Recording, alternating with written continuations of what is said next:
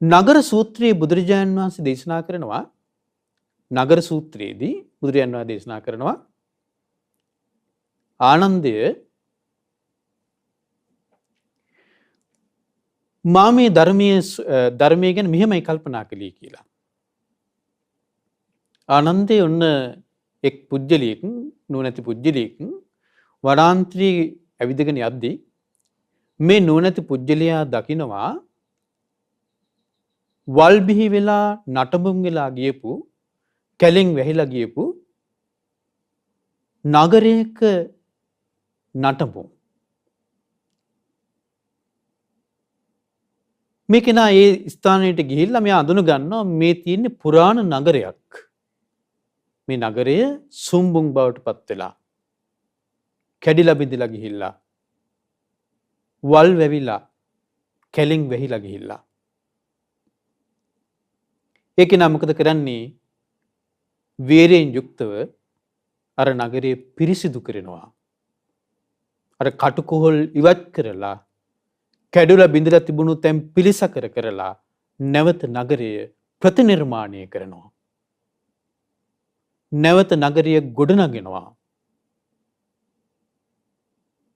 මේ ශාසනයේ මම පිහිටෙව්වෙත් එහෙම කියනවා. අතීත බුදුරජාණන් වහන්සේලා විසින් පිහිටවපු ශාසන, ඒ බුද්ධ ශාසන වල් බිහි වෙලා ගිහිලා තිබුණා. අවිද්‍යාවෙන් වැහිලා තිබුණා. දුක ගැන අවබෝධ කරගත්තු කෙනෙක් නැති නිසා දුක ලෝකයේ පවතිනවා. සෑම කාලයකම ලෝකයේ පවතින දුක මත.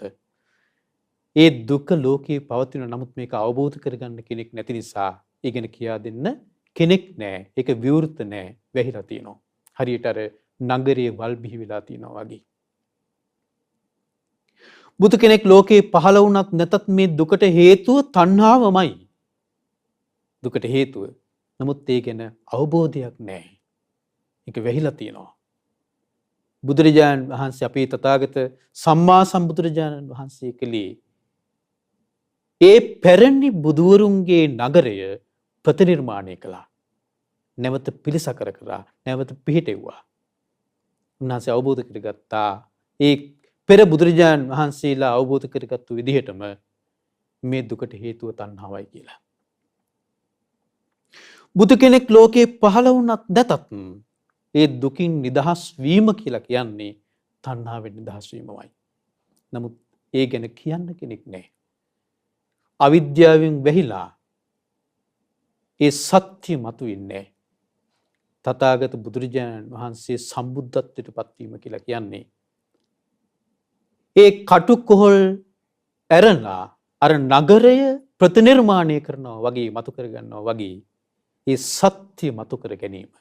ඒ සත්‍ය අසත්‍යයෙන් වැහුණට පස්සේ සත්‍ය ලෝකෙට පේන්නේ නේ. බුදුරජාණන් වහන්සේ සත්‍ය විවර කරනවා. එහෙනම් පින්වත්නි තණ්හාව නැති කිරීමයි දුක නැති කිරීම කියලා කියන්නේ. ඒ කියන්නේ තණ්හක්ඛයෝ රාද නිබ්බාණං කියලා බුදුරජාණන් වහන්සේ දේශනා කළේ. රාදය නිවන කියන්නේ තණ්හාවේ ඡය කිරීමයි. දුකට හේතු තණ්හාව ඡය කිරීමමයි නිවන. දුක්ඛ නිරෝධය. බුදු කෙනෙක් ලෝකේ පහළ වුණත් නැතත් ඒ දුක නැති කරන්න තියෙන මාර්ගය ආර්ය අෂ්ටාංගික මාර්ගයමයි. හැබැයි ඒක මතු වෙන්නේ නැහැ. ඒක වෙහිලා තියෙන්නේ අවිද්‍යාවෙන්. ඒක මතු කරගන්නේ අර බුදුරජාණන් වහන්සේ අර බුදුරජාණන් දේශනා කරපු විදිහට පැරණි නගරය ප්‍රතිනිර්මාණය කරනවා වගේ අර පුජ්‍යලයා බුදුරජාණන් වහන්සේ ඒ පැරණි බුදුවරුන්ගේ අවබෝධය නැවත මතු කරලා ගන්නවා. ඒ තමයි චතුරාර්ය සත්‍යය. ඒ චතුරාර්ය සත්‍යයේ පළවෙනි ආර්ය සත්‍යය දුක නම් වූ ආර්ය සත්‍යය. බුදුරජාණන් දේශනා කළේ ජාතිපි දුක්ඛා ඉපදීම දුකයි. ජරාපි දුක්ඛා ජරාවටපත් වීම දුකයි. ව්‍යාධිපි දුක්ඛෝ ලෙඩවීම දුකයි. මරණම්පි දුක්ඛං මරණීය දුකයි. අප්පියෙහි සම්පයෝගෝ දුක්ඛෝ පියෙහි විප්පයෝගෝ දුක්ඛෝ යම් පිච්ඡන් නලබති තම්පි දුක්ඛං. ඔන්න ඔය විදිහට බුදුරජාන් වහන්සේ දුක්ඛ විස්තර මම මේවා ඔබට විස්තර වශයෙන් කියන්නේ නැති ඔබම දන්න නිසා. ඊට පස්සේ බුදුරජාණන් වහන්සේ දේශනා කළා සංකිත්තේන පංච උපාදානස්කන්ධා දුක්ඛා. කෙටියෙන් කියනවා නම් දුක කියන්නේ පංච උපාදානස්කන්ධයටයි.